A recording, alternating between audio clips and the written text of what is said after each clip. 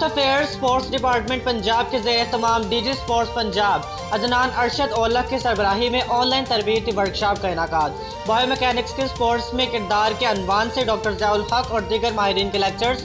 Sports की तरक्की और तरवीज के लिए ऑनलाइन तरबियती वर्कशॉप का इनेकाद किया है DG sports Punjab. National park sports complex में स्पोर्ट्स स्कूल भी बनाया जाएगा। अदनान अरशद औलख पंजाब के दूर दराज के इलाकों में भी स्पोर्ट्स कॉम्प्लेक्स और ग्राउंड्स बनाए जा रहे हैं। भावलपुर डिविजनल में बेहतरीन ऑनलाइन तरबियती वर्कशॉप का इनेकाद किया है। ऑनलाइन तरबियती वर्कशॉप में पंजाब के तमाम डिवीजन, डिस्ट्रिक्ट, तहसील, स्पोर्ट्स अफसरान और कोचेज़ की शिरकत।